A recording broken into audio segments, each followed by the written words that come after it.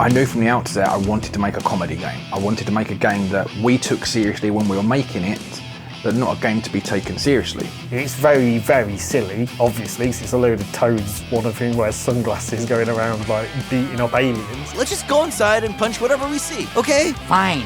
Ha! We had the chance to work with 3 incredible writers, none of whom had written a game before, all of whom come from TV backgrounds and animation.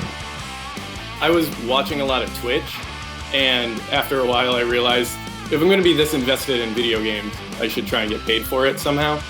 So the story we kind of worked on was this idea that, it's been 26 years since the last game, but the Battletoads don't know this. It becomes quickly apparent that the reality the Battletoads think they're living isn't necessarily reflecting of the real world. The last Battletoads games ended with them being intergalactic heroes. So we're trying to figure out how we could sort of reduce them down to nobodies. So, frogs, how you feeling? Stupid? We're not frogs, we're toads. The Battletoads. We're famous superheroes. This just in. No, you're not. That kind of fantasy just completely erodes and the curtain gets pulled. They see that they are no longer these heroes. They are in this kind of fantasy world. What's a better motivation than like wanting to become a hero? Like when you're already the hero and you just want to like keep good in the world. It's stupid. This is way more fun. The Dark Queen was our ticket back to the top. If she's not famous, then we can't be famous. And if we can't be famous, then life is meaningless. Pimple, punch me through my brain. One of the things that was exciting to me about the project was that we got to like kind of reinvent the Battletoads. It's not going to be fun just to have them be very cool and punch people for, the duration of the game. So we started talking about character flaws and character weaknesses and things that made them interesting. Are you all conspiring behind my back? Seriously, like, am I paranoid? Do I sound crazy? Am I crazy right now? No way, you're the leader.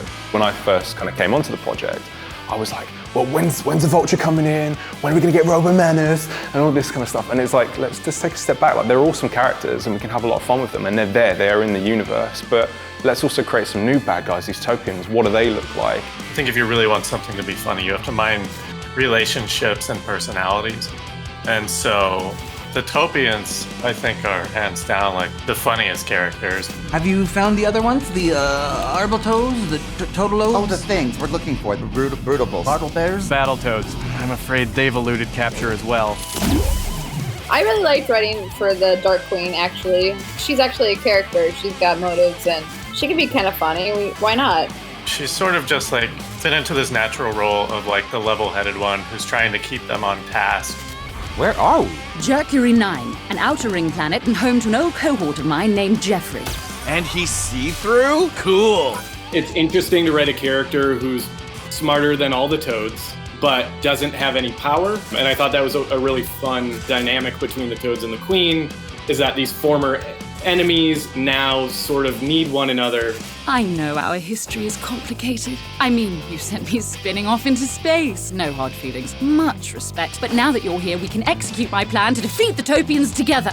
We've told a really great story end to end with characters with depth in this stupid cartoon world, so I'm super proud of that. I'm not trying to tell a 10-hour epic story. Instead, I'm telling 30 minutes of incredible cartoons written and animated by incredible people.